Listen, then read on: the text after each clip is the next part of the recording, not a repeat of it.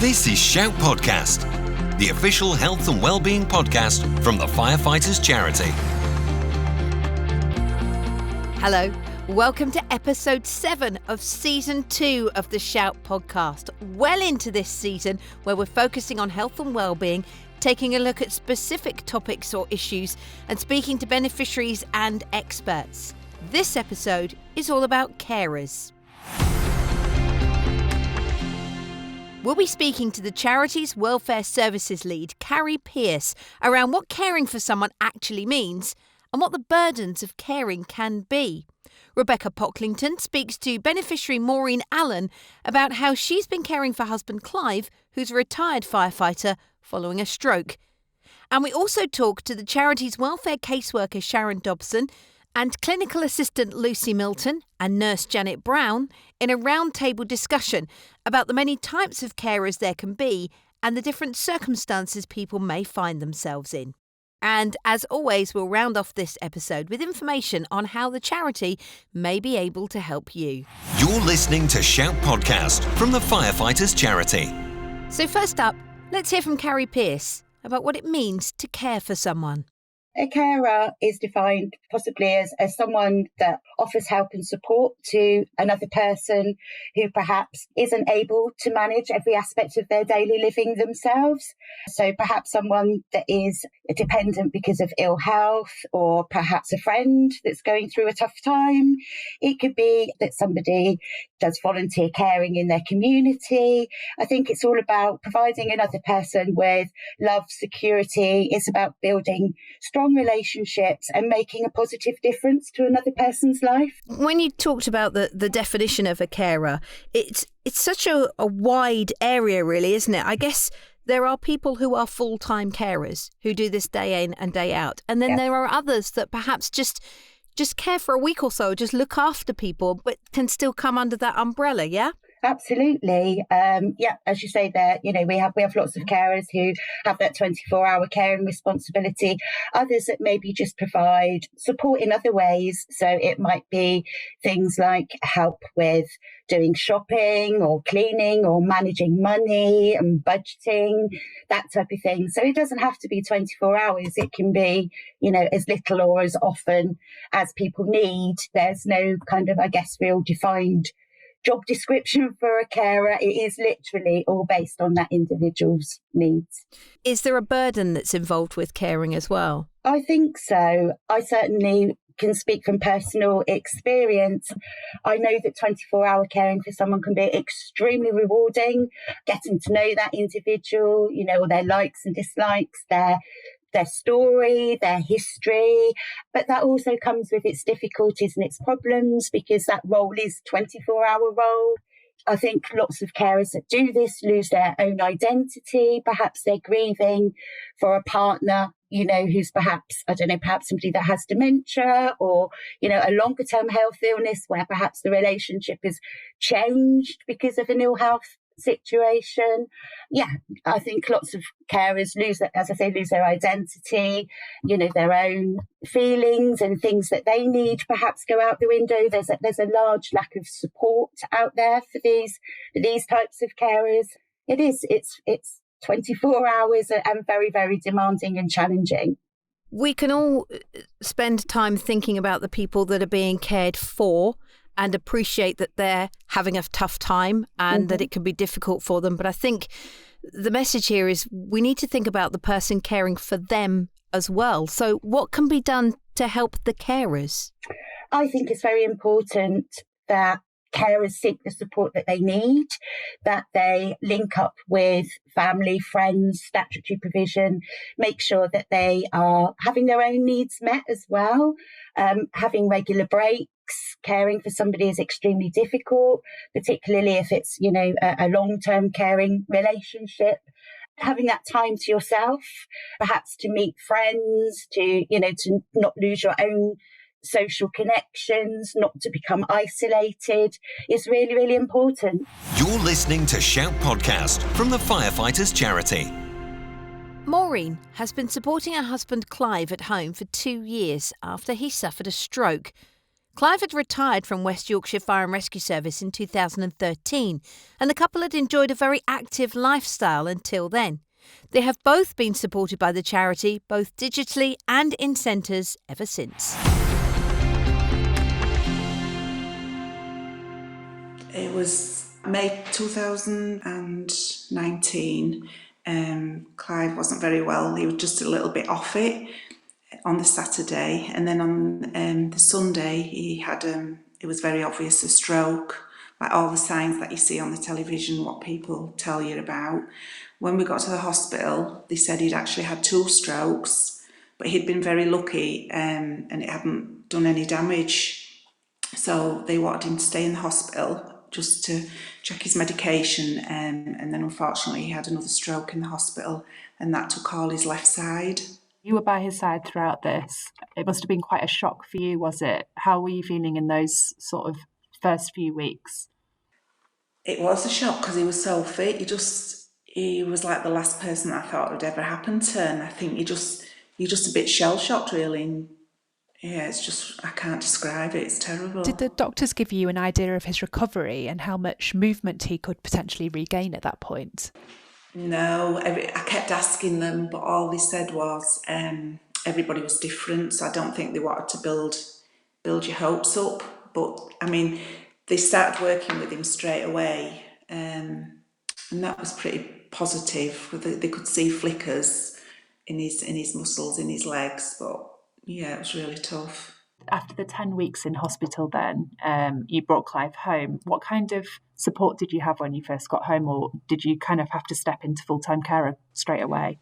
Yeah, I had to step into full-time care. We changed the living room, made that into a bedroom, so the hospital sent everything we needed, like a hospital bed and commode and just a rotor stand, so he could put his legs, well, if I put his legs on it, we could move him. And then some people came out to see how I coped with it, but they didn't do anything. They just kind of observed me and Clive to see how we got on. The first few months it was, I'd have to get him I'd bathe him like a bed bath and dress him, give him his breakfast. He could use his right hand to feed himself with, and then we'd wait for the physios to come for his treatment. I'd help him with his arms, like movement in his arm, like exercises. And then we'd have a walk out. He could put him in the wheelchair and we'd go out. And we've got a son and daughter, so they helped. And we take him out because he's not a little bloke, so it was kind of hard pushing him around in the wheelchair, but we had to do it. You've got to keep going, haven't you? It must have been a huge mental impact for the two of you. For you personally, what were you focusing on in those sort of days when you were struggling a little bit more? Just focusing on helping him. I just felt grateful that he was still with us because it could have been so much worse. So, if he was in a wheelchair, then at least he was here and we could improve on that. And we were just telling him that things could still be good. Trying to encourage him. Was he struggling mentally at that point as well? Did you kind of rely on each other quite a lot for that boost? He always keeps positive, Clive. I think he did really well, to be honest. I think we both did because I think we had no choice. Do you think it's important because so many family members sort of step up and become carers for loved ones, and that's not their professional job, that's not their professional experience? Do you think it's important that they're recognised and the work that they do is recognised? Oh, definitely.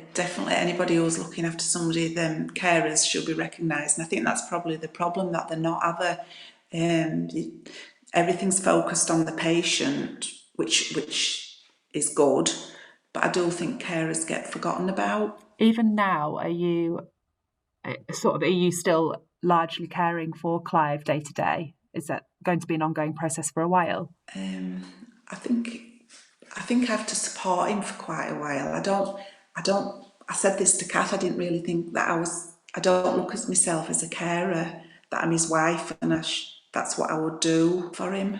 So when did you first reach out to the Firefighters charity? It was while Clive was still in hospital.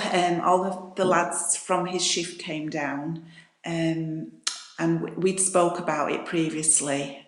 And Clive, I think they put us in touch with them straight away. Clive was very lucky to be invited to Jubilee House. When we first went there, I was lucky enough to go up with him, and he was on the nursing. He was with the nursing team. He was in his wheelchair, but he could still do some walking, but very little. He still needed his wheelchair for support. And he was there for a week. The support they'll give people's just second to none. I wouldn't have been without them, and I know Clive wouldn't either. You're listening to Shout Podcast from the Firefighters Charity. So we know what it means to care for someone, and we've indeed heard that very moving story from Maureen and Clive. Now let's join our roundtable discussion with the charity's welfare caseworker Sharon Dobson, clinical assistant Lucy Milton and nurse Janet Brown. They're talking about the many types of carers there can be and the different circumstances people may find themselves in. Yeah, so we have a varied range of carers. We've got young children, basically, 12-year-old looking after his mum, who's a single parent. She's got motor neurons disease. He's got a younger brother and sister. So, he's doing personal care. He's making them meals. He's taking them to school. Really has taken on that full-time role at 12-year-old is a huge responsibility. We've got, young married couples. Partners had a stroke, they may be in their early 30s. Suddenly your wife becomes a full-time carer for you at that age is just totally unexpected. We've got young teenagers looking after grandparents. We've got the more obvious, which would be sort of an elderly couple who are not sure sometimes who's caring for who. Different conditions. Somebody with maybe sort of an Alzheimer type condition, but there's somebody with a physical condition. So they're both between them, they're managing, but they're really looking out for each other. So we really have a varied range of different carers. The clients that we get here, some of them, their lives has been turned upside down overnight.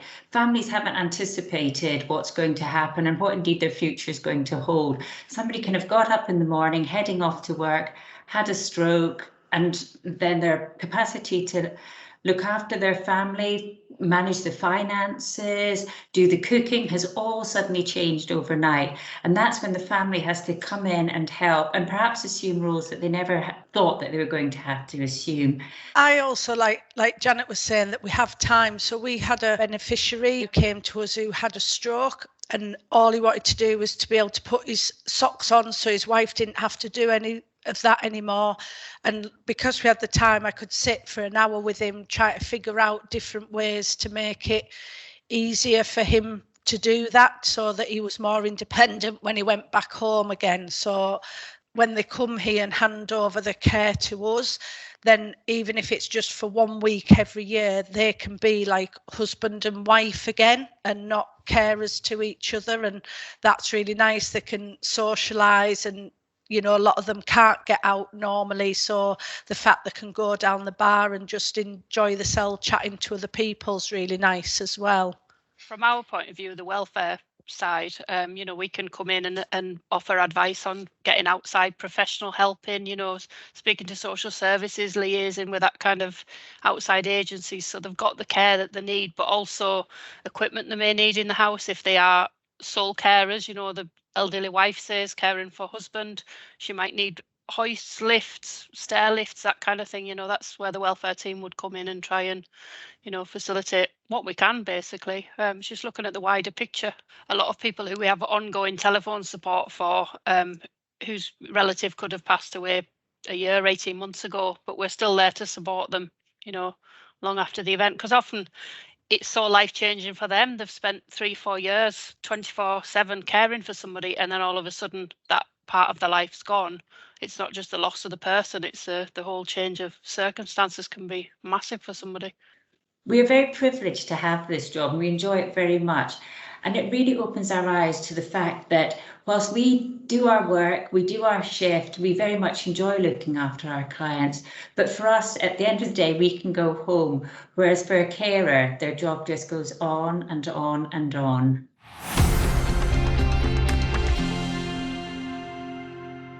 So, Carrie, so far in this episode, you've told us about what caring for someone actually means. We've heard from beneficiary Maureen, who's been caring for her husband, Clive. And in that roundtable discussion, we found out a lot more about different types of carers. But can you now tell us how the charity might actually be able to help those who are carers? We can help carers in quite a few ways. We have a number of different things that we currently offer at the moment. We have a social media group for carers. We run regular carer catch-ups, virtual tea and coffee chats, talk through problems that carers are experiencing. In June, in line with National Carers Week, we're going to be running a virtual quiz where people can come and have a cup of tea and a bit of fun, get away from, the everyday caring responsibilities for an hour. We have, as I say, our welfare services, which can help with a lot of the practical things, point people in the direction of statutory provision, make sure that people connected in their own communities know where to find support if they need it. Recuperation, inviting people to come to the centres perhaps for a break with the person that they care for, or, on their own if they're having that carer's break. We've got our nursing support services that offer breaks to families, so respite really, and can come with the cared for. Living well groups, which at the moment are being run virtually for those people that, have caring responsibilities at home that might want to meet up with other people. And our child and family programmes, which we run 4 times a year for families who've got caring responsibilities for children with special needs. And we'll run activity breaks and things like that for those families. So there's quite a lot that the charity's got to offer.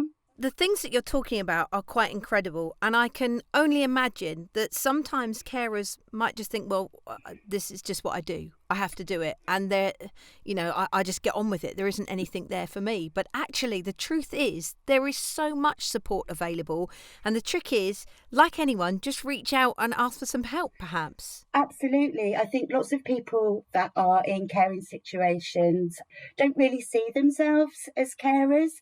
We take on that role, don't we, of looking after our family members and our friends. And we do that quite willingly with any thought or whatever for our own needs. And, I think it's really important that we get that message out that, there's support here for carers, that, we all need support, basically. And, it's very important to reach out and get that support. And what about if we know a carer that maybe is going to say, oh, no, that's not for me? Is there a way to kind of approach a carer and say, why don't you just try this? I guess that's about that individual, isn't it? And how well you know that individual, and being able to say, I think it's fantastic what you do.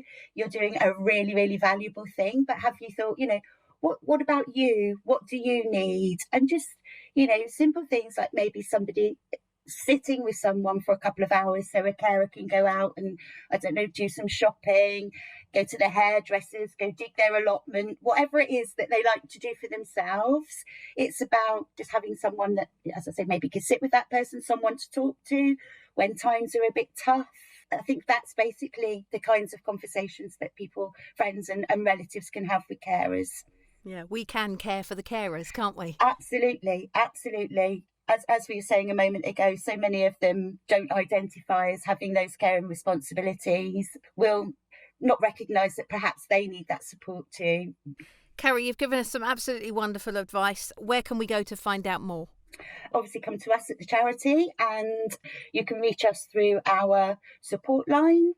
And our assessment practitioners will be able to put you in touch with our welfare services or any of the other services within the charity. We'll also be able to help people to make those contacts in their local community, refer them on to other organisations that might be able to offer them support as well.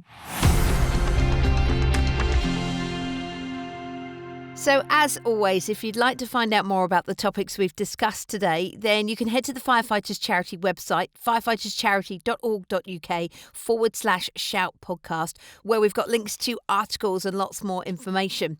You can make sure you don't miss any of these main podcasts or the additional Shout Podcast Plus episodes by subscribing via your usual platform. And please, a review is super helpful. Coming up on the next episode in a fortnight's time, we're talking nutrition. we speak to health improvement lead Greg Lessons on what we mean by healthy eating and a balanced diet. We explore healthier food alternatives that you might not have considered. We, of course, talk about the importance of hydration and how that can be underestimated. And as always, we'll have links to how the charity can help. Until then, take care.